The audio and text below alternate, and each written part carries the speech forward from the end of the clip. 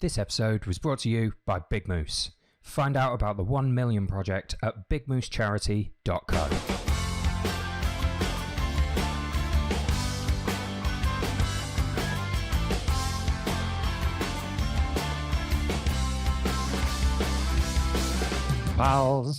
Pals, greetings and welcome to another episode of Everything Endurance. It is, as always, a pleasure to have you here.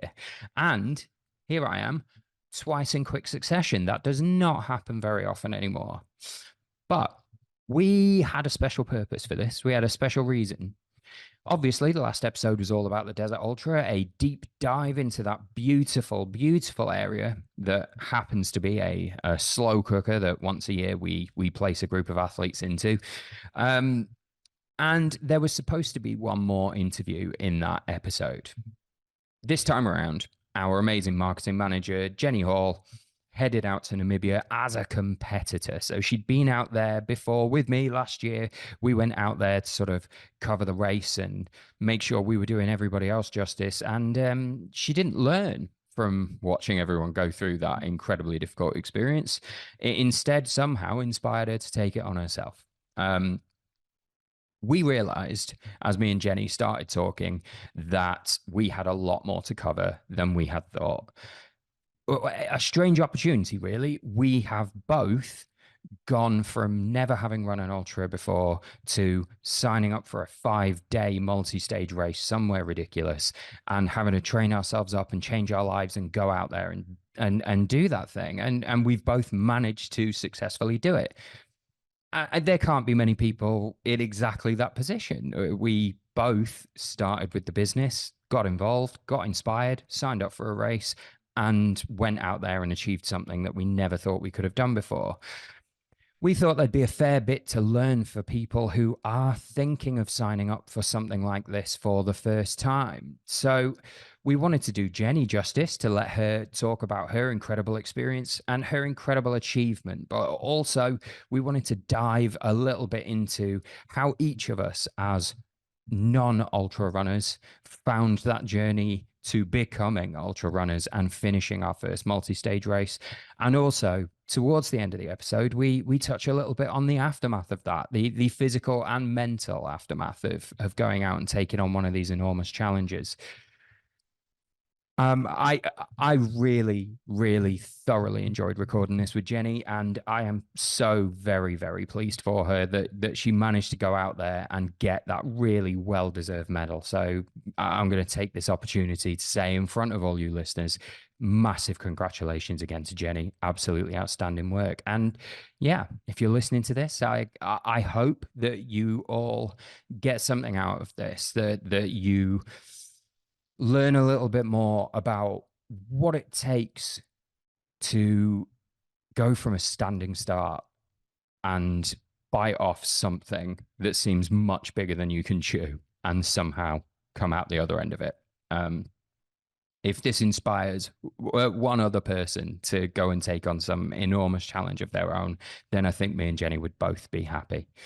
So yeah, without further ado, the wonderful Jenny Hall. Good morning, then. Jenny Hall, I'm really excited to have you on the podcast, Jenny. This seems surreal. How are you doing this morning? Very well, thank you, Will. Yeah, it's a strange environment. Normally we're talking about what campaigns need to go out, and here we are talking about actually running ourselves. Yeah, I mean, this is a regular occurrence for me and you. Like, anyone listening at home maybe doesn't know all the ins and outs of how stuff works at BTU in the spine race, and you know, it's a bit of a tangled web behind the scenes, but me and you are face-to-face over video call pretty regularly. And I am a little worried we're just going to slip into talking about what's supposed to go out on Facebook later or something along those lines. But yeah, what a brilliant reason to have you on as a guest on the podcast. Congratulations. Thank you very much, Will. Yeah, it's being on the other side of the fence, so, you know, going from the transitioning of marketing our races to actually then having the courage to go and do one has been it's been quite an experience to do the Desert Ultra. It's been brilliant to sort of watch this happen. And I'm going to get the gushing stuff out of the way right in early on, because I don't want it to be a distraction along the way. But you were amazing, and I like the experience of tracking your dot across the desert was just very, very different from any other time I've been tracking an event. Like I was so invested in that thing continuously moving forwards, and it just did. And all across the year, your whole attitude to the training. Yeah, I mean, you got to think, like, I went through a similar thing when I sort of started getting folded into BTU. I went and did the Ice Ultra. Only me being who I am, set up a bunch of, social media accounts about it and shouted to everyone who'd listen about it every day. You just sort of humbly went ahead and turned yourself into an ultra runner behind the scenes. It was awesome. I'm just really, really pleased for you. Well, thanks, Will. It was, I think the courage to actually put yourself on the start line is probably the biggest step I felt. It had always sat in the box. You know, we go to all of these events and we see our runners like do something extraordinary. And I've only ever been left with, you know, admiration and inspired by what our runners do. But it always sat in the box of, but I could never do that. And it just became this kind of quite set sort of mental kind of block that these are extraordinary people, which they are, but it kind of seems so unachievable and unreachable for it to be a goal of mine. So yeah, I went into this with a very kind of humble head down, because I probably still didn't believe that I could do it until actually I kind of finished and crossed that finish line. So yeah, I did keep my head down on it a little bit, to be fair. Yeah, I don't blame you. As enjoyable as that year was, and raising money for charity and being on my local TV and stuff, I had some regrets about how public I'd been, because I was carrying that same thing. Like, oh my God, I'm not just talking about this. I've actually got to do it. And like, what if this all blows up in my face? What if this imposter syndrome isn't imposter syndrome and I'm actually going to be rubbish at this? Like, no idea until you get out into it. And I mean, you got into it. You had a 50+ degree day pretty much every day of the race. I don't know if you could have had a tougher desert ultra experience. You were equal to it. You did it. You get to wear the ultra runner t-shirt for the rest of time now. And a delightful t-shirt it is, and a good old medal as well to kind of go with it. It was worth it. But yeah, it was. I don't know how you found it, but that kind of moment of going, could I? So it's sandbox of I definitely can't ever do this. I'd never. I'd run previously, but a good 20 years ago, and I was always struck with injury. I was always really, really slow. And I actually didn't know much whether I kind of enjoyed running that much. So, and my famous kind of misery moment was I took part in the New York Marathon. That was my kind of one big thing that I did it was literally 20 years ago. And the Rhino overtook me at mile 4. Honestly, I just could have cried. I couldn't believe being overtaken by a Rhino. And so I kind of had it in my head that running was just not my thing. And, we'd been to all of these events and I kind of slowly got inspired by what people were doing. And then I remember just being brave enough to kind of go, what if? And I wonder, I'm used to doing endurance events. So whilst it's not been in running, always on my bike and, I've got some good kind of achievements on the bike. And as you know, I kind of plumped for sailing around the world. So it's not like I'm not like used to doing kind of like big endurance events, but there was something about taking on like 5 days in the desert that I just thought, no, there's no way I could do it. But I got into that curious kind of mindset of, well, maybe I could. And once you start asking that, and I started talking to people about it, and I remember having a chat with Archie at the Spine race in the January, and he was very encouraging. He didn't, I could tell he didn't want to say you should definitely do it, because I don't know that you should say that to anyone about a 5-day multi. You've got to make your own decision on it, right? Yeah. And yeah, slowly but surely, I kind of like, so I just started running. I thought, well, start strengthening my legs, start doing some gym work, and then just start running. Don't go public on this. Don't, get a bit more confident that you're going to be able to do it. And so I just started doing some gym work, started sort of strengthening the legs, and then just started going out and running and just doing some cross-country runs. I'd take the dog and I actually just really started to enjoy it. And, and I was kind of getting myself up to half marathons and I was like, oh, this is all right. And then, and then I got to a point where I was like, right, I've got to commit. I've got to back myself. And yeah, that was when the decision was made. Which I'm very, very proud of, for almost, being that brave enough to go, right, I'm gonna commit, I'm gonna do it. Because everyone else seems like superheroes in the ultra running community, and you think, oh, I'll never be able to be like them, but you can be. How did you get to your decision of like deciding, right, I'm gonna definitely do this? Oh, peer pressure. I'd say almost entirely. I'm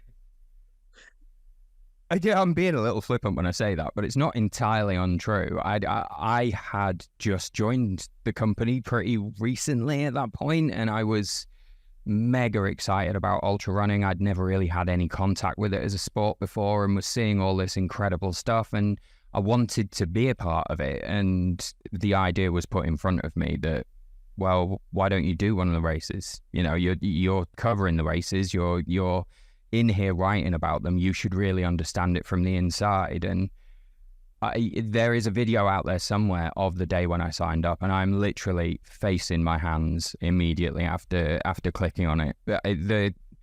The size of what I had signed up for, I think, is something I really only started to chew my way through after I had publicly committed to doing it. And I don't think I would recommend to anybody doing it that way around. But it did take away my choice. And anybody who knows me knows that I often don't make quick decisions. And I am a overthinker. And, I think it was actually probably the best thing for me. And I guess I have to thank Chris King for this reluctantly, that he did put my arm up my back and, it made it happen. And I'm incredibly glad they did. I wouldn't take back a step of what I did over the course of that year. But yeah, I had to do a lot of processing very fast. And it's enormous. It is a big change to your life preparing for one of these. It isn't just... We talk about finishing one of these races will change your life, and I stand by that. Nobody finishes an ultramarathon exactly the same person that they were going into it. And I think generally in a multitude of positive ways, but just the journey changed the whole structure of my life and my priorities and what I actually want and what I'm into, and surprised myself that I actually found myself enjoying the running and the training. And yeah, what a ride. I can totally relate to that. And I think almost when I look back and go, what am I most proud of? It's probably that change in lifestyle pre kind of start lines, because you've got to totally refocus on where you're putting your time, where you're putting your priorities. And I've never, ever achieved that in life, actually. And, to all your career and everything, I've always got, I think, the balance just slightly tipped the wrong way. Whereas to do this and to get on the start line, you have to put this front and center and kind of manage your time and priorities around it. And that for me was probably the kind of biggest challenge of all of this, which was, I had a very steep learning curve. I remember us having a conversation about trainers on the way up to the Highlands, and I just thought a pair of trainers was a pair of trainers. I never knew that you could get 0 drop. Is it 4 mil drops? Is it toe box? Is it cushioning? I've lost hours of my life researching trainers. I still feel like I made the wrong decision, but I've now got enough trainers that I can open a trainer store. But it was, there was so much to kind of consider. So not only are you changing the structure of your time and your life and making sure that whether it's, and I pretty much did something every day, or at least 6 days out of 7. And that for me has been the biggest change in kind of my life, to be able to kind of create that as a front and center. But very proud of myself that there was not one day where I went, can't be bothered today, I'm not going to do it. Because I knew as soon as I did that, that was going to be the start of a slow unraveling kind of ball of string that meant that, no, you're not giving yourself the best shot on the start line. So that was a big thing. But then, crikey, the research that you need to kind of go through on trainers, kit, how do you adapt your body for heat, even just how do you run on stones, that there is so much to get your head around. Absolutely. It's dizzying, isn't it? Like, just understanding all the different kit that you might need. I did not know before signing up for my first sort of multi-stage ultramarathon that there really were that many different types of sleeping bag or roll mats or bag. It's just a backpack. You put things in it, right? Like, all of a sudden, I've got to figure out which one of those I'm going to pursue and work with and experiment with different ones. And yeah, there's a sort of mini encyclopedia in the back of my head full of stuff about hydrostatic head ratings and fill ratings for down jackets and stuff that I there's so much information and you have to work your way through it. For me anyway, I felt I had to work my way through that in order for me to feel secure in what I was doing. I needed to know that I'd explored all the options to feel any kind of security and having made the right choices along the way, because there's so many individual routes you can take through this training. Yeah, absolutely. I remember having one. I'd done I don't know, it was probably one of the warmer days. We had a bad summer, didn't we, this year? But it was one of the warmer days, and I'd probably got halfway on it was about a 20-mile run, and I just totally had a breakdown. And at the furthest point, I was halfway, furthest away from home. I was throwing up. I just like total body kind of like just couldn't deal with the heat, and whatever fuel that I was putting in me just wasn't working. And I had to walk nearly all the way home. And I remember walking into the Sainsbury's in Clevedon, just crying my eyes out, just looking for a can of Coke or something that might help me get home. And just, even down to the smallest thing about what are you eating? What are you the right fluids, the salts, all of that. And I was just, this is like a semi-lukewarm day in the British summer at 20 degrees. How am I going to deal with 50 degrees? So yeah, all these things and considerations. But you're right, if you don't face into them, you're just not giving yourself the best shot of kind of, making it through 3 to 5 days. And you put so much into these events, don't you? You don't want to not uncover every stone if you can help it. So yeah, newfound respect for everyone who kind of goes through this anxious process pre race. And if you are listening to this and you are going through a similar process, we hear you. You can talk about this publicly. Ultra runners are absolutely amazing. We'll be very honest with each other generally, and I love that people are willing to be sort of quite vulnerable, and you see the buddy system behind the scenes at racing, and we can get into that because I've spoken to a few people that did the Desert Ultra with you now, and you guys sounded like such a tight-knit group. It's just beautiful to see. But there are times during the training where there are some real lows and you're on your own and you've got no basis for comparison. And I remember one run, you just really triggered some memories of it there. I'd bought a brand new pair of my first ever Hoka trainers, and people had been wanging on about how great Hoka trainers were. And I'd done a couple of little runs just around my local area in them and thought, oh yeah, these are miraculous. These are going to be great. And then went out and did a proper long run on a Sunday, and my sort of 6 miles from home, something along those lines, my feet were in tatters, absolutely in pieces. And I've got scant medical stuff in my pack with me, and just sitting there thinking, well, I'm screwed. Like, now what? Will I be able to run tomorrow? Will I be able to run any more this week? Like, these aren't the right shoes, and I thought they were perfect. And just that little setback, it started this chain of thinking where you start to catastrophize. And you are on your own in that. And I think you guys for the Desert Ultra this year and the guys for Rangers Ultra this year all had sort of unofficial WhatsApp groups going behind the scenes and kind of helped each other through that process, or it sort of seemed that way. And I'd recommend that to anybody. Just interact with the people that are going through the same stuff as you, because you don't have to be on your own in those horrible moments. We have all had them, and they were crap at the time. Yeah, they absolutely were, but they were also priceless experience, because there were times during the event where I started to feel that crap as well, and I was equipped to deal with that. I knew it wasn't the end of the world because I'd felt it before and still managed to pick myself up. There's value in there.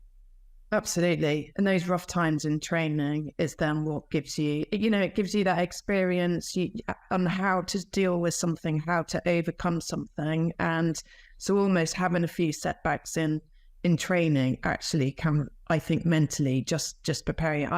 I had a sort of an injury fairly last minute in my training, and I just thought my world was going to end. I couldn't believe that I'd got through months and months of training, and then my Achilles was absolute agony. And, I went to see a physio, and he was just like, you've got to stop running. You have got, stop, just get back to walking, do some swimming, focus on some sauna work. And I just couldn't believe it. I was like, done all of this training, all of this preparation, and I've just ruined it last minute. And then maybe in hindsight, it was probably a good thing. I kind of freshened my legs up maybe from that experience, but it allowed me to focus on and I just had to apply my strength of mind into other areas. Say, right, really knuckle down on your kit, really go off and do your sort of your heat preparation in saunas. So you're learning all the time to continuously deal with setbacks and how you might overcome something. And actually that exercise in your head, actually, because you're going to put that into practice every hour on the race. How do you overcome issues, challenges, difficulties, feelings of, I don't know if I can go on, and all of that, whilst you don't recognize it at the time, or I didn't, actually, it was all good prep for race day. Yeah, it's absolutely true. It was earlier in the process for me, but I got injured during training and came to a point where I couldn't run for the better part of a month, and I thought it was game over as well. Like there's no way I can afford to be a month behind on my training. But it made me concentrate on strength training, and it made me learn more about strength training and how to do it, and it made me sit and read the blogs in the time when maybe I'd have been thinking about going out running, and I look back at it as actually a positive that it came at a good time for me. And it also taught me that lesson. I've decided that this is my goal, and that goal's not going anywhere now. I've committed to it. So if I can't now run, what can I do? And let's concentrate on that. And that's definitely a lesson I've tried to take with me ever since my ultra experience. Just there is something you can do. Yeah, no, that's a brilliant approach, and almost there's almost a bit cutting yourself a little bit of slack as well, because I was so down on myself. I thought I'd ruined it, and I was just kind of, my inexperience had showed. I'd pushed it maybe too hard when I shouldn't have done, and I hadn't recognized the signs of the injury. And you go through this kind of a total mental turmoil of beating yourself up. But these things happen, is what I've learned, and I don't think I spoke to anybody who didn't get to the start line without some sort of injury or niggle or setback. Or it's funny, once you start talking kind of pre-race, people have really overcome quite enormous challenges, and I thought, well, maybe in the grand scheme of things, actually I'd done quite well to get to the start line in the shape that I was. So yeah, it's a torturous process, that kind of pre-race, but you become more and more committed, don't you, as you go through. You've got to put so much into it. You're kind of waist deep in the commitment then.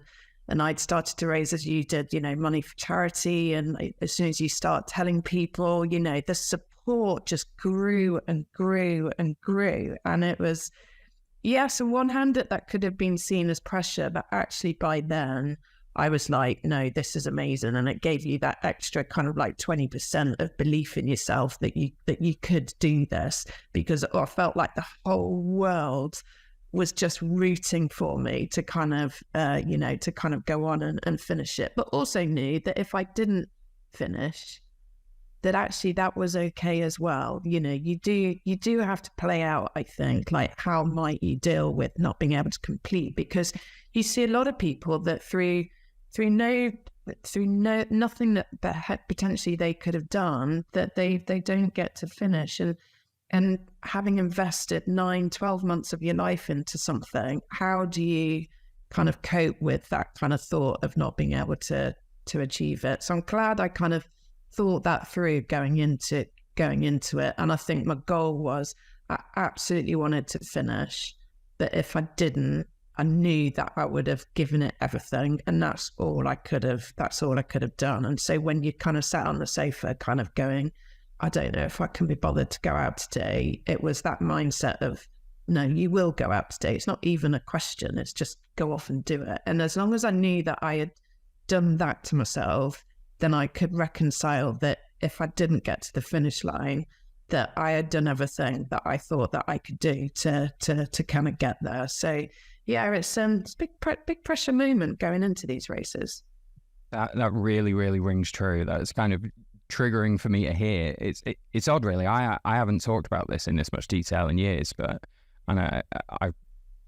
you're absolutely right. It's a massive undertaking, and I don't know if I had realized quite how much I was going to have to change my mindset over the course. I knew my legs were going to have to be strong, I'll need to learn a little bit about kit, but I didn't realize quite how much I would learn about myself along the way, and quite how much I would need to learn about myself along the way.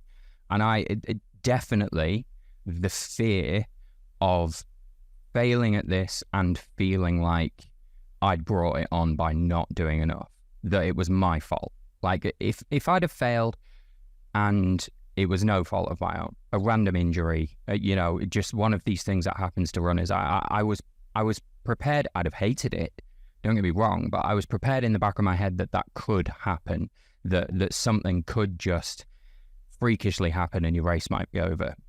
Yeah. But I was not ready to face failing to finish that race and looking back at it and feeling like it was my fault because I didn't do those runs on those Sundays when it was raining, and I should have just taken the extra 15 minutes to read about that sleeping bag, and I should have spent more time practicing packing and repacking my bag, just the little things. Each time I thought, oh God, I can't be bothered today, that alarm went off in the back of my head. Like, you will have to face you if you don't feel like you've acquitted yourself here. And that always pushed me on.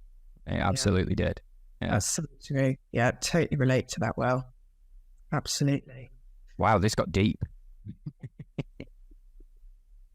It's a deep journey. It's not, this isn't, sign up for a, it's like you said, it's life changing in lots of ways, in terms of dealing with your own demons, dealing with your own strengths and weaknesses, dealing with trying to schedule this type of accomplishment into normal life where you've still got the same responsibilities. You've got others that you need to commit to as well. It's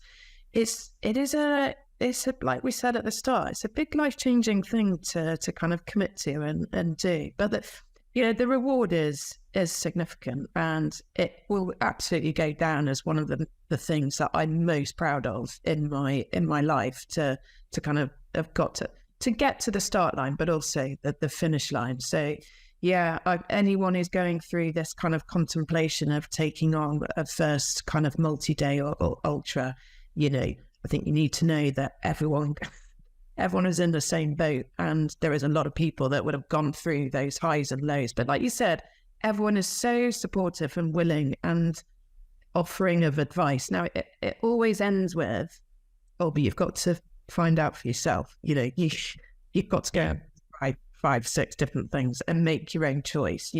No one, I don't think that I spoke to ever said 100% this is the right thing to kind of do. It's always, well, this is what I did, but you've got to see if that works for you. And it's funny how I was got frustrated at the start because like, can someone just tell me like in one single breath, this is what you need to do? But it just doesn't work like that. And I remember getting very frustrated, like, with advice going, well, is that going to work or not? Because it always just ended with, but it might not work for you, but it might work. So yeah, you've just got to go through these motions, haven't you? Yeah, you've got to accept that early on. And that, you're right, that is tough. I see that frustration over and over again in like the spine group behind the scenes, people who are coming to that for the first time, the BTU groups behind the scenes on Facebook. I see people talking about this stuff, and every year you'll see people pop up and go, so what's the best pair of trainers to wear? And I just go, oh no. Because I know what they're about to be faced with is a load of links to the previous conversations where this has been discussed, followed by 12 different opinions on which the best type of trainers is, all with the added caveat that you could probably ignore this because you're going to have to try them for yourself anyway. And it's incredibly frustrating. I remember just thinking, will somebody just tell me which sleeping bag to buy? Because I don't know. But nobody can. Nobody ultimately can. Like, it's... I never knew there's so many socks, Will. Oh my God, yeah. And do I go with the weird ingingy toe socks? Is that better or is that worse? That depends entirely on who you ask or what the weather is or whether the day has a Y in it. It's dizzying to try and get your head around. And don't get me wrong, I'm not saying there's no worth in getting advice from other people. That's bonkers. Of course there is. They've got experience that you can learn from, but you can't just carbon copy somebody else's approach. All you can do is keep talking to the community around you and pull out the bits that sound like they might work for you and try them in your own schedule and your own approach to this, and you'll muddle your way through. But the way out is through. That was pretty much my mantra while I was training. The way out is through. Keep going. You are learning. Every step you take along the way is getting you close to the finish line. Every blog you read about taped seams is getting you closer to that jacket that is the one that's going to work for you. Like, it's all worthwhile and it's all part of the process, and we're all going through the same thing. Absolutely. Yeah. No, it's a process, but it is a great one. I mean, I remember being very stressed about it, but when I look back, every night was spent, before I'd go to bed, I'd be Googling this, that, and the other, reading conflicting things, being told conflicting things, and getting really frustrated. But actually, when I look back, it's probably almost the joy of it, right? I don't think there's anything that I've ever researched quite so much in my life, but it was when I look back, it was a bit of it was a pleasure actually to kind of have done it. It didn't feel like it at the time, but yeah, it's a requirement, and you will look back and go, I'm glad I did it. Absolutely. And I guess I'm gonna speak very, very specifically here, because me and you are in what might be an entirely unique set of circumstances here, in that we both work in marketing for ultra running companies and have both started with those companies and within a year or so ended up taking on a 5-day multi-stage ultra, having not done anything like that before or not done much like that before. Can't be a lot of conversations like that have happened in history. So, you're hearing it here first. But to abuse our position slightly, oh, no, go on, sorry. No, I was talking to Gary Chapman, the pre-desert, and, he's a very experienced kind of ultra runner. And we had a moment kind of looking at each other's feet. There was 4 of us looking at each other's feet barefoot. And there was 3 sets of feet that were absolutely mangled, like, toenails all come off, like, and I was looking at mine, all pristine, looking beautiful, like, they just walked out of a, manicure shop, and Gary was like, Jenny, you're not quite an ultra runner yet until you've got feet like us.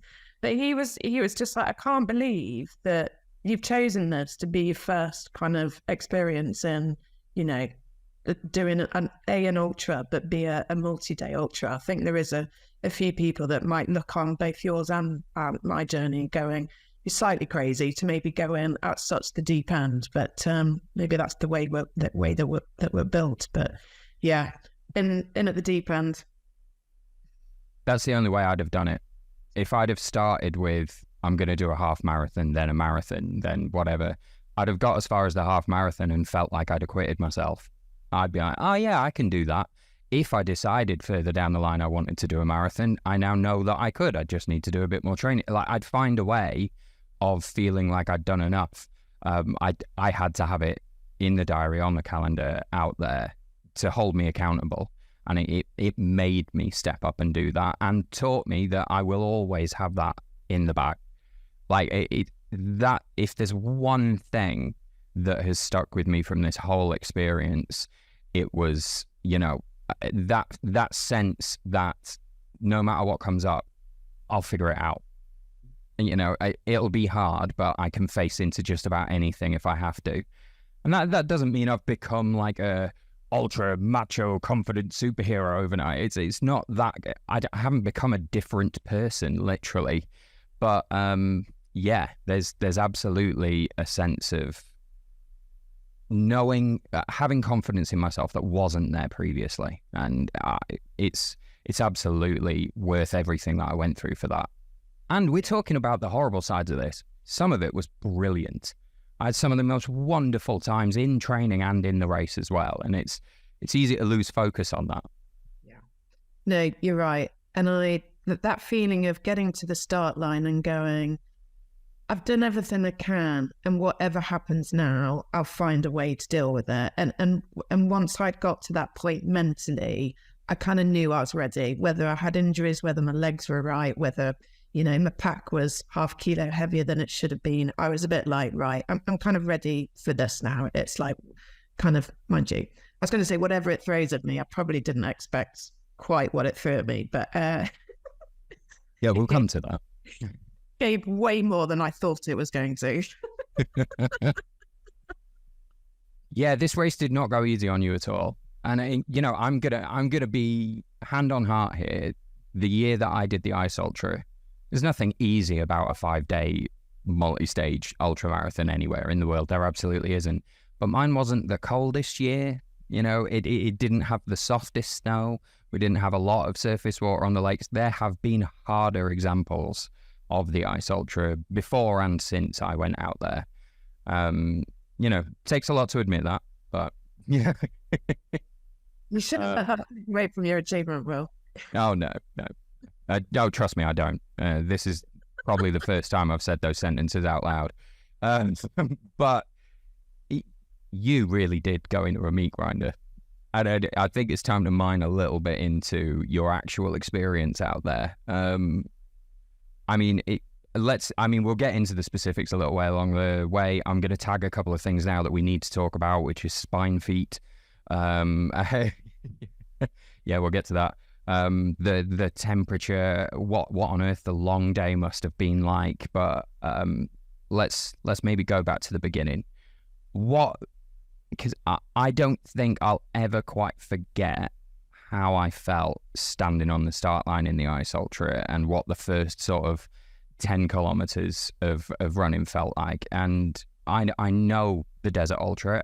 I know exactly where you were standing. I can smell the air. I know how hot it is. Like I can absolutely relate to where you were. But what were you feeling that first morning? Overall, actually, just very excited. Yeah, I was... Brilliant. Yeah. Didn't last that long, but at that point, I was really excited because, you know, you'd come on this journey to get there and everyone in the group was just brilliant. And like you'd said, you know, we'd all got on very well, and I felt very, very comfortable and confident with everyone that was around me, and this brilliant support, you know, with the medics and the local team. So it's almost like, you know, a reunion of a people kind of all coming together, and we were all about to take on this kind of big thing. And, you know, differences of experience amongst the kind of groups, and I felt very reassured by some of the advice that I was getting, you know, from Gary and Steve. And so there was a really nice, I felt like people had my back, and all I had to do was try and put one foot in front of the other, which I felt like I could cope with. So yeah, the initial start line, I was really excited, probably a bit miffed that I felt my bag was heavier. Felt like the heaviest it had ever been, which it wasn't, but it was a bit of a reality check of, oh crikey, you know, this is really happening. But at the time, you know, we were set off at 7:30, so the weather, the temperature was all right, and I was thinking, oh, you know, I've got this. I'm going to be all right. I've done my training. I've covered 50K, you know, a couple of times before. I'm going to be all right. And so yeah, I set off with great excitement. Knew that I wasn't going to set off quick. I wasn't going to go pelting off. I just wanted to take my time. I just wanted to go slow on that first day and just take it all in.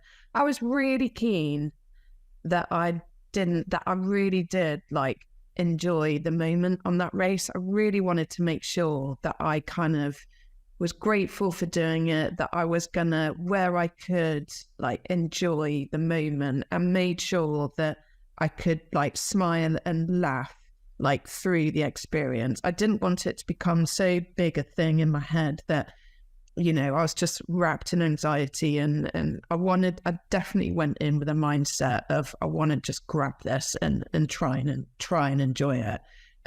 That was certainly challenged, that line of thought, but that was my starting mindset on that start line. But yeah, just ready, couldn't wait to get going. Amazing. Oh, I'm really pleased for you. Like that, and I mean, you've done the work, right? Like I know it seems stupid, but I didn't want to be saying anything to you on that. I almost didn't even want to call attention to the fact that you were doing the race on the run into it. I didn't know what your mindset was exactly, and I didn't want to knock anything loose. Like, because you can never be really sure what's going on in somebody's head, but it felt like a certainty when you went into it. And I can understand that feeling of you standing on the start line and just thinking, right, let's do it. And it's weird. I remember a mix of things. I remember definitely feeling that kind of imposter syndrome and, good God, am I actually going to do this? Like, does this make any sense? And having to keep reminding myself of all those bloody Sundays I did get up and run, and all that work that I'd done. And I found that I could, you know, remind myself of some of those things and stave off that imposter syndrome. And there was definitely a part of my brain, and I'm not a very competitive person generally, but there was definitely a part of my brain going, all right, then let's have it. Yeah. Go on then. Come on then. I've been waiting a year for this. Let's do it. And I surprised myself in that. Like, oh wow, I really want this. I am up for this in a way that I didn't quite expect. Yeah, that's awesome. Yeah. It's like, go on then, give me what you've got. Also terrified. You know, I've seen the pictures of me in the start line of that race, and I'm like, you can't see any skin at all. I'm goggles, I'm buff, I'm 2 hats, I'm every layer. And of course, 500 meters into the race, I had to stop and take off half my layers. But, you know, less of an issue in the desert. But yeah, strange process to go through. So let's go through that first day. You've had that feeling. Adam Kimball has shouted go, or did Harvey blow a vuvuzela or something? I think we probably had it all, but yeah, almost certainly. How did that first day pan out then? Because that day one is a huge learning curve for everybody. Like, at the end of day one, people come into camp and either sometimes they've had a good day and it went according to plan. I think it's more likely that they come into camp feeling a bit bruised and they've had to reevaluate their plan completely. And there's quite a lot of mindset switching that needs to happen in that first day or two of the race. So how was that experience for you? Absolutely. I think you've hit the nail on the head. I would say for me, the first 3 days was all a learning curve. And, you know, something happened, you had a setback and you worked quickly how to overcome it. And for me, it was one day, 1, 2, 3. It was like almost my training ground for the big day on day 5. So I set off pretty positive, got going, the terrain was more challenging than I kind of anticipated, actually. So it made me slower than potentially I wanted to be with. But then I was kind of in my head going, well, this might not be a bad thing, Jenny. You don't want to shoot off on your first day, you know. So mixture of running and walking, and had quite a clear strategy on that, in that I wanted to try and run when it was cooler if I could. And then I'd been chatting with Dave Clement, who'd done it last year, and this kind of run walk kind of strategy, and that was what I was hoping to do.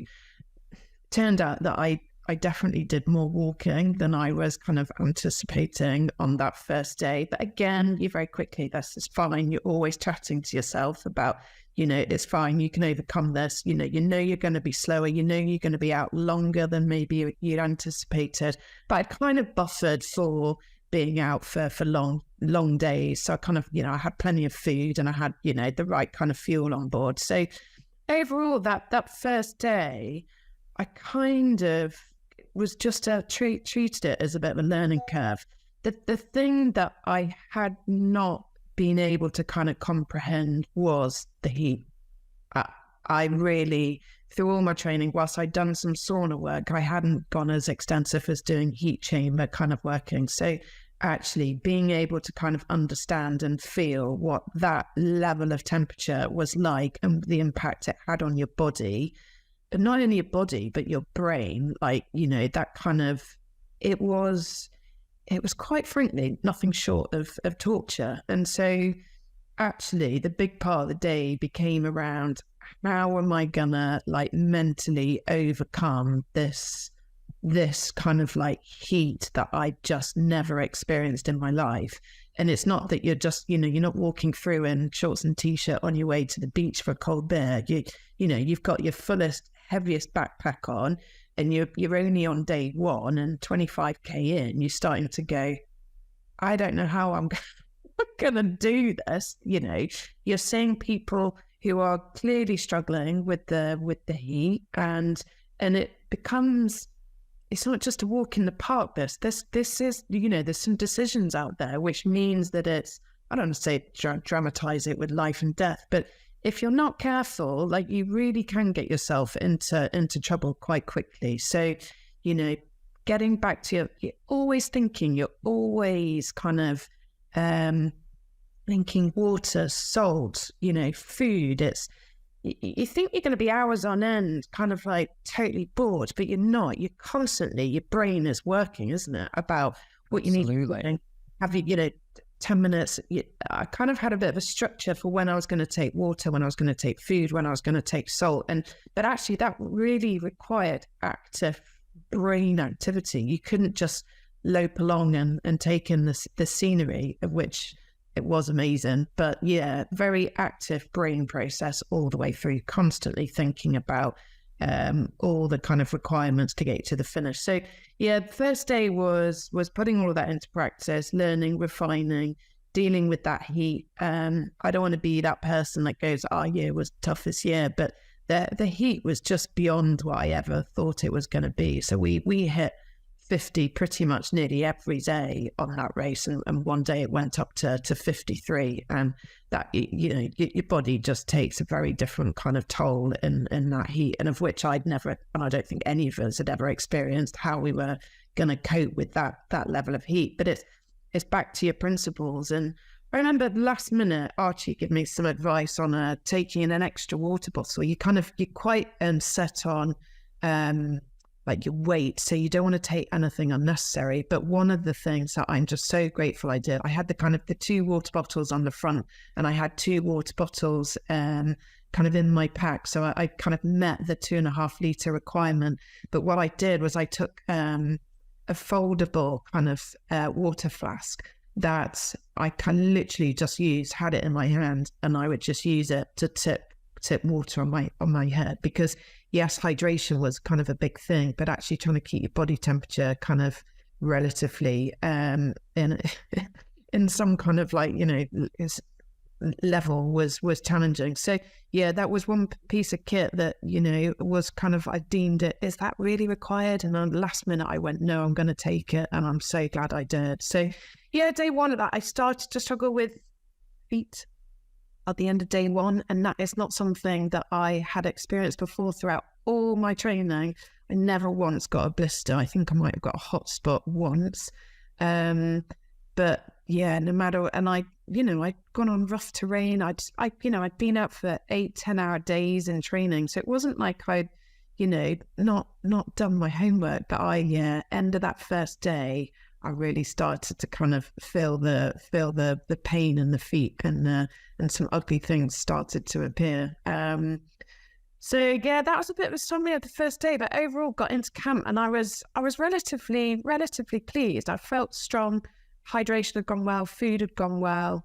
A lot of that I was proud about. I was like, right, day one done, but an overwhelming, that was way tougher than I thought it was going to be. And secondly, the heat was just beyond anything that I kind of thought it would be. So I think you start to revise your plan on what you think might be achievable and what's not. So yeah, and that kind of persisted for the first 3 days, really. I remember Adam stating that the quote from Tyson, which is,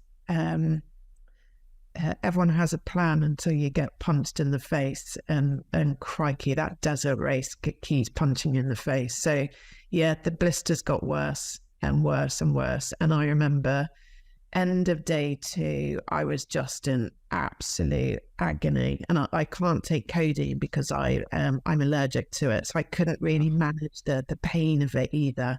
And James, bless him, our kind of our medic, he did make me feel better when he's looked at them and he said, "Oh, these are spine feet." I was like, "Oh my God, I've seen spine feet and they are not pretty." And to have that by the end of day 2, I was just like, I don't know how I'm gonna do. Because feet can take you out of the game, can't they? And I just didn't know. Absolutely, and that's such a frustration. Like a blister, are you kidding? All the preparation I've done and I've got a blister and now I might be out. It's a horrible, horrible situation to find yourself in. And yeah, it was a weird experience tracking you in the desert, because obviously you're out in the middle of the Namib desert. We're not getting a lot of messages. You don't happen to come across a lot of 4G or Wi-Fi. There's no internet cafes around the corner. But the news that did get back to me was Jenny has spine feet.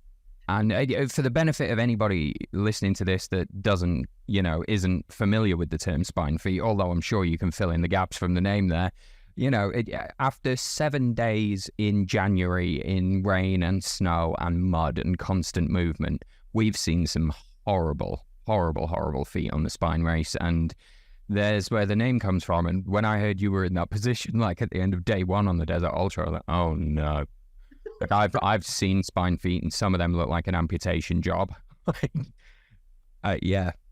But you start going, oh, it would just be easier to cut my toes off at this point. But so it sounds, I kind of feel a bit pathetic, like that it was kind of like blisters that were my main challenge. But when you're taking nearly 70,000 steps a day for every single step to be as painful as it was, it really does start to become a bit of a mental torture. So, the medics were amazing. So they I had 3 of them, bless them, working on them. The day of the 3rd day, the morning of, and they managed to kind of pretty much re-tape every single kind of part of my foot.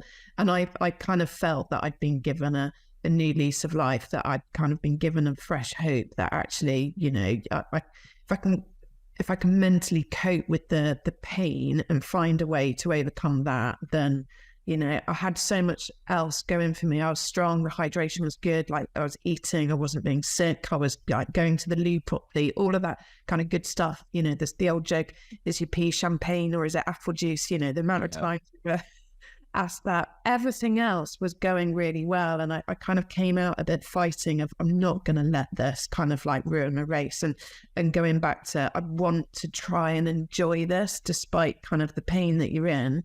I wanted to make sure that I kind of just really, could savor the moment. But yeah, there were some dark moments. I'll be honest. Day 3 was probably my toughest. I kind of got to the checkpoint 3 and I just broke down. I just broke down. Kind of like the mental will was really being tested. The heat on that day was insane. That's the day that it got to 53, I think. And I just couldn't understand, A, why we would all put ourselves through this, but B, how on earth was I going to keep putting one foot in front of the other? Because I knew that's what all I had to do was like stop, blank everything else out. All I've got to do is put one foot in front of the other. But crikey, your depths of reserves are really tested in those moments. And yeah, but it's amazing. You come into a checkpoint, I was sobbing my heart out. I was absolutely distraught. And then within 20 minutes, they'd managed to cool your temperature down. Some, chats with your fellow runners and the medics and the local team, and it turns you around, and it's amazing. 20 minutes, and you can start feeling a lot better and a lot positive. And I think I ran the last section, which was unheard of for me. And yeah, the greatest thing that happened that day, we got to see elephants. Oh, I was so pleased for you. Yeah, I did. Yeah, that message got back almost straight away. One of the satellite trackers, I got a message back from one of the checkpoints, and it was just elephants in capital letters with exclamation mark at the end. Yeah, amazing. Oh, that was the best day. I was coming into camp, and Dean, bless him, was waiting on the corner. I was like, oh, that's nice. He'd come out to meet me, and he said, Jenny, I am the designated chief elephant officer. And I was like, excellent. He's like, I'm your guard to get you safely into camp. And he followed me in the truck just in case an elephant popped out from somewhere. And then, yeah, they came through camp that evening. We were all kind of having our dinner, and they walked through with their kind of babies. And it was incredible. We had one moment where somebody went to the loo. It's pitch black. Somebody went to the loo, and we just heard this massive trumpet. And one of them had been stood by a tree next to the toilets, and that was obviously his polite, slightly aggressive warning of "You're in my space. Get out, please." So yeah, that was just amazing. That would be a kind of a life memory, just right there. You need those kind of moments during the race as well, and you'll always find them. It's incredible that you got elephants, but there'll have been other moments as well. Like I remember. Obviously, I didn't see a lot of elephants in the Arctic, quite a lot of reindeer. But, I remember some sunsets and sunrises, some views that are burnt into my brain and will always be there. And they have extra value because I know what I had to go through to be in that space at that time. And I don't know if you feel the same way about this sort of elephant moment. Like, you got to do that. You got to experience that because of what you were willing and able to put yourself through to be there at that time. And that's brilliant. Yeah, you'll never forget them, at least. No, absolutely. And you do hope that on your journey you get to see some incredible, and you see some incredible landscapes. It's the most beautiful kind of desert arena that I've ever seen. And you're always hoping, although slightly terrified about what kind of wildlife might be out there. And you start seeing footprints. I remember on the last day there was some very big paw prints, and you start wondering, crikey, what really is around the corner? And one of our competitors, Max, he had an interesting kind of altercation with a baboon. He was first through the gorge on the first day, and these baboons had approached him, and I think he tried to sort of fend off, these slightly aggressive baboons, and they nicked off with his running pole. I've had this story. It was the first I'd heard about it. Obviously, the satellite tracking systems and the satellite phones and stuff weren't being used for that kind of extraneous information. But yeah, he had a stand-up fight with a baboon using his walking pole as a weapon, and the baboon got away with the pole. But there you go. I'm glad the runners got away without injury. Frankly, he can have the pole. The baboon earned it. exactly. That will be the story that goes with us from the desert. But yeah, some real moments to kind of treasure, and you do have to keep reminding yourself that is what it's all about. And that last day, Will, honestly, I loved it. It was the best day. I felt like I'd been through the mill, day 1, day 2, day 3. I'd built some confidence on day 4. I was getting used to the pain. I was managing the pain better. And I kind of just thought, day 5, I'm just going to go for it. You know, all week, everyone had been, how on earth are we going to do 92 kilometers, 93 in this heat? Like, none of us quite, I think, believed that we could do it. But interestingly, the group this time all talked themselves into doing it. I think there's this real strength of kind of mind that came together throughout all the group, which was, it's almost not an option to give ourselves that we couldn't do it. Just doing the short course was not an option. And everyone had talked themselves into gunning for it and going for that 90K. And I would just remember I've got to be at checkpoint 7 by 7, 7 by 7, 7 by 7. And that's it. All I chanted all day. And I just like, as soon as the blooming horn went on that last day, I just went for it, because I was just like, I'm just not leaving anything on the floor here. I'm just going to give it everything.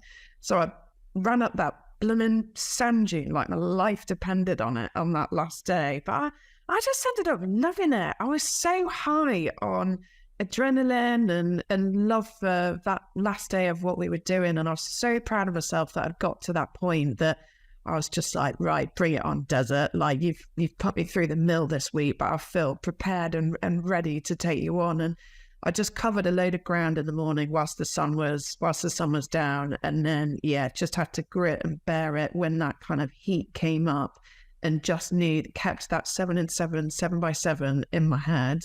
And then before you know it, you've got there. And whilst you think, oh, it's just a stroll down then into camp, I mean, it's still 23K once. Yeah. Point 7.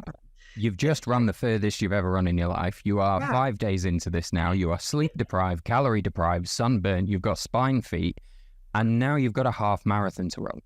Yeah, I know. But it's amazing how your brain like reprocesses and kind of adapts to kind of take it on. But yeah, I just loved it. And that last section, I absolutely flew. And I even started running at 80K. I was just like, what is going on? This is just not me. But I was so high. I was chatting to bushes. I was chatting to trees. I was having a monologue with the world. I was talking to the universe. I was talking through my whole week. You know, it was amazing. And I saw Jules and Catherine on the kind of final stages coming into camp. So it was brilliant to kind of finish with those two, because I felt that, you know, comrades, we'd kind of got through this together, and it was great to reunite and come over the line. So yeah, I had a massive beam on my face that day. It was an incredible last day. You go through all this different scenery on the last day, and it's the kind of strength of the overall kind of team of we've done it was a feeling that I don't think I'll ever replicate. So yeah, high on life at that point. Amazing. I'm so pleased for you. That last day, I get it. Like, that's scary. That's 93K. And you are at your most tired when you set off in the morning. Your alarm's probably gone off at 2 a.m. Like, it's a lot to ask. But that last stage is beautiful. Absolutely stunning. Like, every year that I've been out there on the desert, of course it's a grind. Of course it's difficult that last day. But you know you can leave every ounce of yourself on the course. You know, you haven't got to have that bit in the back of your head where you're like, God, I've got to make sure I've got enough in the tank for tomorrow here. It's like, no, whatever you've got left, all of it now. Every calorie, every ounce of you can put out there now. And it almost seems to be a relief for some people. They're like, okay, I've just got one problem to solve now, and it's this. And it has to help that stage is also beautiful. Like, where you'll have been as the sun was coming up, I've been through a few times, and it's indescribably stunning through that area. And yeah, amazing. And you were somewhere around checkpoint 5, I think, something like that. As I was following along on the dots, I was just looking at my phone on that by that point. And I remember roughly doing the maths in my head and just the certainty of, yeah, just gonna make it. And possibly a bit cocky at that point, because you were only just approaching CP5 at the time. There's still a long way to go, but you were so relentless. Your pace was just so steady. I didn't see you slow down. I didn't see any signs to worry about. Every now and then you'll see a runner who just spends that little bit longer in a checkpoint. That dot doesn't move as quickly as it usually does, and you start getting a little bit worried and filling in the story yourself because you're back at home and you haven't got the information. I don't remember a moment like that with you. I was just like, yep, if it makes sense mathematically, she's going to do it. You could just sense you had that momentum, and oh man, I'm so pleased for you. So go on, what was that? What was that moment like, actually crossing the line? When you got there, you know what? I'm going to make this 2-part question. When did you first realize I'm going to do this? Like, you'll have been determined, and you go into this certain that you can. But at what point did this switch finally flick, and you're like, yes, I'm making this. This is happening. And what did it actually feel like when you got to that finish line? Yeah, good question. Interestingly, before the start of the day, something had flicked in my head, which was, you've got this, like you can do it. So, and I'd probably, until then, hadn't quite had that confidence. So definitely going into the day, I was like, I know you can do this. You just got to stick to your plan. So, and then I think probably, I was hitting checkpoint 6. My main goal was getting to checkpoint 7 by 7. And so I knew once I'd done that, and that for me was almost my biggest elation. And I had a proper cry with Adam at checkpoint 7, because that for me, I knew that if I could get to that point, like I'd done it almost. So that was a big moment. And then, the finish line, I was so happy, Will. I couldn't stop giggling. I was laughing. I just wanted to chat the night away about how amazing it had been. But by then, a lot of people have obviously gone to bed. But there was still a few core few. Jules he's always up for a beer. So we definitely shared a couple of beers at the end, and Gary was around. And there was a really nice kind of collection of us. And seeing Kenneth and Andy and Rihanna kind of bring it in as well. It was a real team effort, I think, to kind of got to that finish. So just a feeling of utter pride in yourself that you'd done it, and just a real and there was just something lovely about doing it with everyone else as well. It had become a very, very tight knit bond, and everybody was rooting for each other, whether and that feeling of, as a collective, we'd managed to do it was I can't remember ever feeling like that before. It was a proper life high, that was. Brilliant. You earned it. You earned it. And I mean, I lump in my throat for a second there while you were talking, just thinking about it. I will never forget that feeling for as long as I live. With the Ice Ultra, the experience is different. The long day is day 4. So you get to bed at the end of the day 4. If you've survived that, then the final day is 15K. And by that point, you're just thinking, I can manage 15K. If I've got to pull myself along with my lips, I am getting to that finish line today. And it gives you a little bit of certainty. But then I needed all the painkillers in the world just to move on that last day. That is the toughest 15 kilometers I've ever done. But somehow, with about 200 meters to go to the finish line, and that sudden realization that, no, you've done it. Like, you know where you are. This is York Mark. You know where the finish line is. This is genuinely going to happen. And I sprinted in. I took my snowshoes off and I sprinted in, having shuffled like an 80-year-old for the sort of 14 and a half kilometers up to that point. The adrenaline kicked in, and suddenly I was in no pain anymore. And it was probably later that evening when I was having a shower before I remembered the horrible repetitive strain injuries I'd managed to build up in my ankles. But yeah, not a ghost of that. No pain, no fear, no discomfort anymore. All the anxiety gone, everything's gone. You did it. It happened. You worked this hard for this long, and you were right, and you weren't an imposter, and you did make it. And God, I'll never forget that. I'm so very happy for you that you got to experience that as well, and in such style. Like, the long day at the end of the Desert Ultra is so tough, and you seem to have a party of it. Oh, yeah, it was incredible. It's funny though, yeah, I finished in, that imposter syndrome, I still don't quite believe maybe I'd done it, or that it was me that had been able to do it. And I still felt that for a very long time afterwards. And my moment of kind of going, oh, maybe I can kind of qualify, as I can say proudly now I've done an ultra marathon, was when my toenails fell off. Yeah. I was the true badge of an ultra runner. Yeah. One of the gang. Like, I've lost toenails now. I've got 2 infected feet and I've lost toenails. I kind of feel like I've earned my stripes now. I can proudly say I've done an ultra marathon. Absolutely amazing. And I just absolutely incredible. And those toenails will take a while to get back to normal, in my experience, if ever they do. Yeah. And I guess I don't want to veer off the high we've just come off there, but part of what we were chatting about before I hit record on this was the aftermath, as it were. And that's a whole other part of the process that doesn't get talked about quite as much. And I chatted to Andy Delderfield, obviously. He talked about it a little bit. It came up with Ellie. And I guess 2 things that they had to say that really struck with me was that your group were particularly close and looking out for each other. And he described you as being amazing on the last day.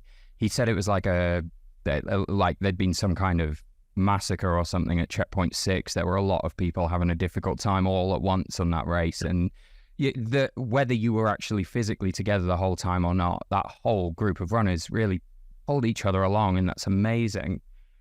But also that you've stuck with kind of chatting behind the scenes since the race has been over and supported each other through that, because there is a decompression process that doesn't get talked about all that much. Physically, yeah, I mean, your feet didn't just get better the day that you got back and landed on your plane home from Namibia. Like, you'll have had that process to go through, and there's always the risk of that. But yeah, mentally as well, it's a huge amount to process, and to suddenly not be there anymore when it's been, your purpose for getting out of bed for much of the last few months. It's a strange situation to find yourself in. So how have you found that? Yeah, I think you just described it very well. And you kind of think, I had naive thought that physically, oh God, I'll be really fit by the time I've finished. But here we are 4 weeks on, and I still got an infected foot. My legs are still kind of sore if I take the dogs for the walk. So I kind of physically still feeling kind of quite depleted, but also missing that goal that you had, and that purpose, and that focus. So, that kind of post-event sort of blues kind of does really creep up on you, and you're a bit lost. I haven't been able to kind of face into it by a usual strategy, which might be, I'll go for a run, I'll go to the gym, I'll go do something physical that'll make me feel better, because I actually can't at the minute. So, and then you see people signing up for their next big thing, and I'm like, I can't even process this one yet, let alone think about what might be my next thing. But that's an amazing thing that a lot of people go and do. And I've been in this like tumble dryer, kind of like not quite knowing how I should feel about it all. And you talk to a lot of people, and and there's a that's where the group thing is really interesting, because they get it. They totally understand where you've all been, and kind of where you might be now. And it's very encouraging to hear some of the most experienced kind of runners in that group kind of go, no, it could take you a while to recover from this, but also that kind of like that mental loss that you've kind of got from having something so big in your life to now not, and you just think you're gonna ride high for the next kind of 4, 6, 8 weeks, and use that confidence you've built to plow into something new and next.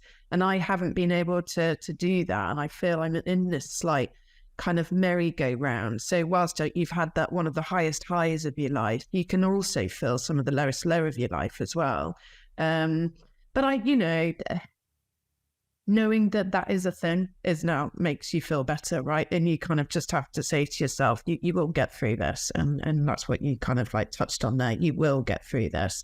And, find it within yourself to get excited about something else, even if it's more of a, I'll go for a 5K walk rather than a 50K run. It's whatever else that might kind of pick you up a little bit. So yeah, no, that kind of coming back has been, you're just in so much pain. I've been in so much pain that it sort of, it's hard to kind of cope with your daily life sometimes. I've had to get dog walkers in to look after the dogs, and it's just like, oh no. But yeah, you have to keep reminding yourself though of what you've achieved, and I think if you can try and keep doing that, you'll just get through it. And when you're good and ready, when your body and I think your mind is ready, whatever pace that is for each person, you'll find what that next thing is that's going to keep you occupied and focused onto something new. So yeah, no, did you experience a similar? Yeah, absolutely. And I guess I'm in a different position to you. We're talking about something you did like a month ago. For me, it's something I did in February 2017. Like, there's a lot of distance between me and that time now. The memories are still incredibly vivid. I still remember that feeling of finishing. Like, it still made me choke up when you were talking about it. All of that stuff is stuck in there, and I think that's stuck for life. And what it takes me a little while to remember is that feeling of the sort of, yeah, there were blues afterwards. There was this big uncertainty about what I'm supposed to do next, and what's my aim now? What are my priorities now? Are you telling me I've got to, make a whole new plan? It's a strange position to find yourself in, but it didn't last forever. What lingers is the sense of achievement and the confidence that came from it. And I haven't taken the route of signing up for another challenge and this becoming my life, but I've stayed in the world because I am still addicted. I'm still hooked on every other person's finish. Like, I feel a little bit of what I felt every time I see somebody else cross the line now. And I can't wait for how you're going to feel like at the Spine finish line in January, for instance. There's a different flavor to that feeling when you know a little bit about what they're feeling right now. And I'll never lose any of that. But yeah, nobody tells you. It's a strange thing, that, and I'm glad we're talking about it. And I don't want anyone who's listening to this to be like, oh, wow, this goes into the cons category here. Maybe I'm not going to sign up for this massive challenge. Know that it's a possibility. Know also that it doesn't seem to happen to everybody. Some people just seem to come back and blithely get on with life. But it's absolutely a thing. It's not talked about enough. And I think it goes into that sort of category of, oh, it's kind of it's vulnerable, that it's a mental health thing. We don't talk about that sort of thing. But everybody knows, and we talked just briefly before I hit record again about this, that a few months after I did the Ice Ultra, I was having a conversation with somebody else on the scene, just one of those sort of sleep-deprived, behind-the-scenes at a race kind of chats in the early hours of the morning, and I sort of started to say, like, yeah, there's been some tough times, actually. I felt a bit lost and a bit unsure what to do, and it's a bit of an odd feeling. And I remember them clear as day just going, yep, yeah, post-exped blues, yeah, that's the thing. I was like, why did nobody tell me? Are you telling me you all knew that I was going to feel like this afterwards and just nobody talks about this? Anybody that I've spoken to about that since has kind of experienced a similar thing, a come down and a readjustment. Yeah. But there you go. If you're going to make a big change like this in your life and you're going to do something this massive, there's got to be a readjustment period when you get back into your sort of normal, whatever that might be.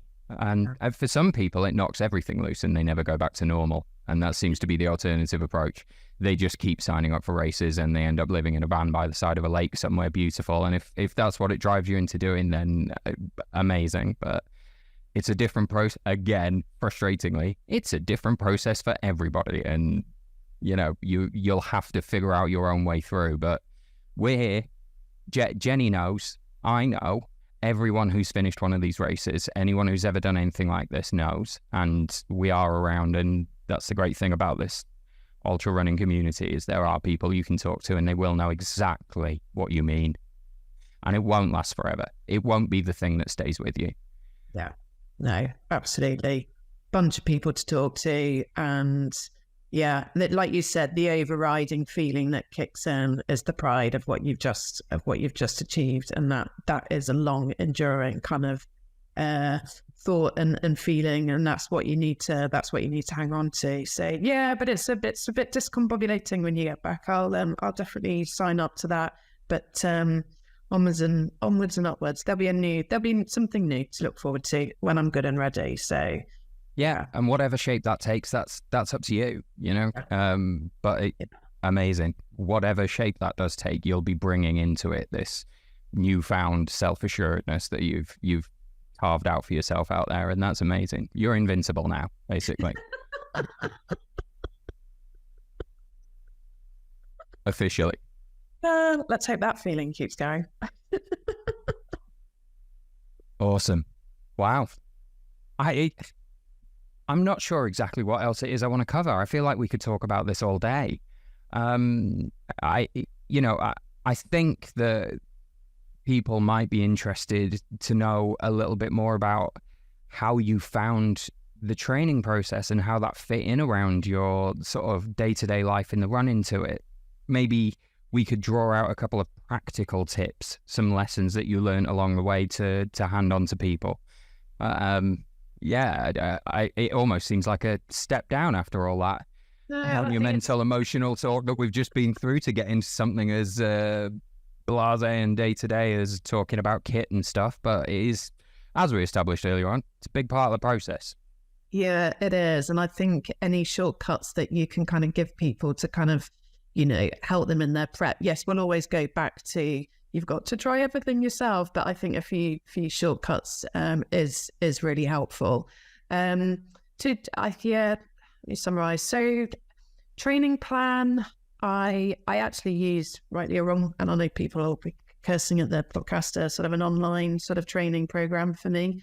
I was able to kind of put in how many days a week that I could train, and it was a mixture of strength and obviously the running. I knew that I had to build my legs up from a running perspective and my feet, because I hadn't had the experience that potentially a lot of other competitors do. So that went really well. For me, it was like a program that I could tick a box and I could go, yes, I've done the Monday run, and I've done the Tuesday run. So mentally for me, that was a really, really progressive and motivating way of training. So I liked the fact that I had a real clear structure of what I needed to do when, and I just found it very, very motivating to kind of stick to that. So I know a lot of people go off and use coaches and that's all really kind of sound advice, but for me that really worked. So quite a structured training plan that allowed me to kind of and it was a physical light app that I could tick the box, and just mentally that allowed me to kind of keep the progress going. Trainers will be one thing that I know. I don't know that I got it. I clearly didn't get it right, because I'd kind of had some big issues on the race. But if anyone going into these events, start early, because the trainers you start out with are not often the ones that I think you start your race with. I must have gone through 5-6 different brands of trainers and styles of trainers, and you know, I felt like I'd tried everything, but I still didn't quite get that right. Probably the best advice, and it's quite desert specific because your feet swelled, and I got a reaction to the sun that made my legs swell, which I think compounded my feet as well. Was Steve actually sort of said to me, did I try trainers on potentially with 2 pairs of fairly thick socks, because I went 2 sizes up, so I knew that the length went up, but I tried to go wide, but I needed something different. And someone also suggested, as a female runner, consider men's trainers. Don't think that, you know, just, which I thought actually was a bit of a game changer. So trainers early on, for me, big toe box, something like an Ultra, is probably what I would start my training again with. But because of the 0 drop kind of on it, I steered away from it because I had Achilles issues. But had I started again, that might be where I'd start. Fuel, so food, tailwind really worked for me. It was what I had quite bad stomach issues early in my training, and someone put me on to tailwind, which I'm really grateful for. They've got natural kind of unflavored stuff, and I went for the one with caffeine as well, which just really, again, worked for me. Might not work for others, but that was a really, really good source of kind of calories for me. Bag, interestingly, I went for the Raid Light bag, women's Raid Light, 20 litres, I think it was. There was 2 of us that had it on the race. Mine stayed intact and was brilliant and really loved it. Catherine, who also had it, hers ripped. And I've heard this several times, that because of the kind of going for the lightweight option, it's not as sturdy. So you've got 50-50 chance there. It really, really worked for me, and it was a brilliant bag, but it didn't work for Catherine. But that would be my kind of go-to. What else might I say? Trainers, fuel, bag, and just kit, just trying the kit. I, did all sorts of things, like I'd have a shower in my kit and then go and run just to see if it rubbed or if it was wet and soaking, like what would the reaction be. So I must have tried, 6 different t-shirts, 5 different pairs of shorts. I actually ended up cutting the inners out of my shorts, and I ran in merino pants and shorts combinations. So all these tiny things you'll kind of like, you'll learn as you go. But that was kind of one thing. And then, socks, get early on trying different socks. Again, people's feet react very differently. I ended up going for the toe socks. You might go by my experience, they didn't work, but I do actually think they were the best things kind of for me. But maybe my trainers were wrong. So yeah, I think they would be my kind of like top learnings. And the one thing that I think really got me through was my fuel and my food and my hydration were really good. So every single day, I at least felt strong despite the pain I was in elsewhere. But my core engine was really strong. And so I think getting fuel, your hydration, your salts, all of that kind of good stuff worked. And probably my final point is, even if you don't get blisters through training, learn how to manage blisters. I know that the medics will thank me for saying that, but yeah, I was taking fleecy web, but if I'm honest, I didn't really know what fleecy web was for. So, there's a whole routine around kind of feet and blister care and kind of patching up yourself that with it, more experience, I think that's what I would have honed in more on. So yeah, I think there's probably some of my practical kind of top tips for the desert. That was amazing. Quite often I end a lot of these interviews with that kind of question, like, okay, well, just before we go, what would you say to somebody else who's signing up for this? Some people can't think of a thing, right? Or maybe they get one. You just ticked off most of the compulsory kit list there. Absolutely fantastic. And I agree entirely with, I guess agree isn't even the right word. I think your approach was brilliant. Like, I absolutely do. There is a cavalier attitude that I see every now and then still out there in the ultra running scene of, people will wear things like a badge of honor, like, oh, I ran a half marathon today. I didn't even take any water out with me. Like, I don't need that much water. Or, I ran a half marathon today. I didn't even take any gels. I don't eat on a long run and that sort of thing. It's like, yeah, great, fine. Like when you're at home in the UK, you know the route, you know where you are, you know what you're doing. You've trained here 100 times before. Yes, I'm sure you can. But there seems to be this whole idea that it's somehow unromantic, like it's not something to be proud of for you to geek out and really plan for these kind of things. And you now know, just like anyone who's been through one of these does, and like I faced as well, there are going to be reasons during that event that will cause you to suffer. Yeah. You are probably going to end up with blisters. You are going to be sleep deprived. That you might end up with any number of niggling injuries that you haven't faced before. Who knows how your digestive system's going to react to this sudden change of diet and temperature and sleep pattern. There are any number of reasons during a race that you have no control over that might cause you to have difficulty and to be suffering. So why wouldn't you mop up as many issues as you can before you get there? Like, it is not somehow less worthy for you to put the time in to making this event as easy for yourself as possible.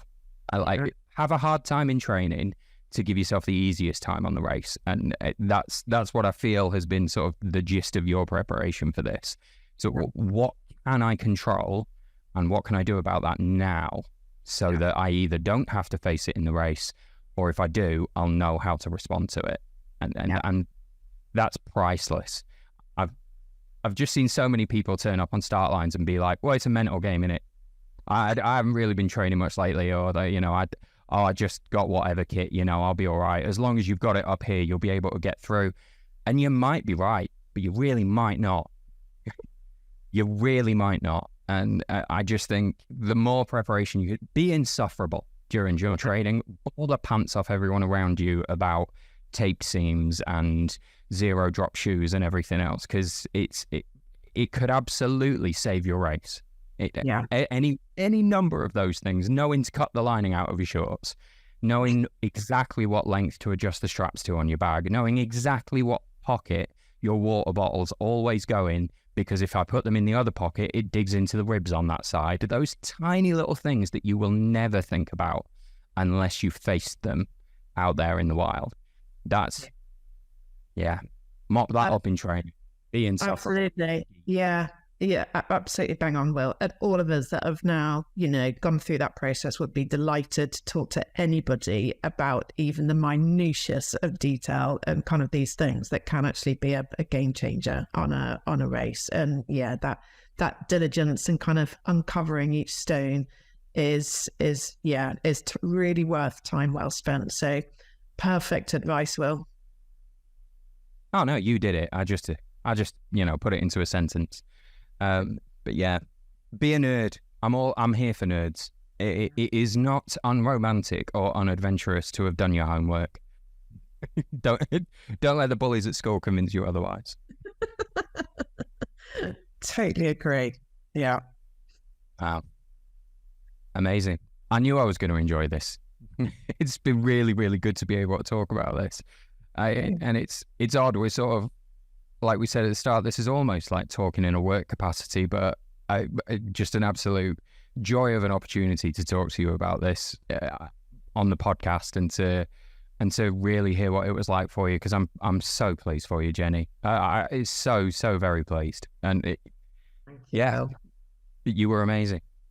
Thank you. I appreciate your support of the team, everyone who has given me some level of encouragement and donations towards kind of this. And it has made me feel a very, very loved person, this whole process. And I can't thank people enough. It's been an amazing kind of experience and journey, and big thanks to BTU for, enabling me to do it. I never once thought that I would take up the opportunity to go and do something like this. So super thankful, super grateful, and very, very proud. And thank you for giving me this opportunity, but the support that you've all given me over the weeks and months before it's been incredible.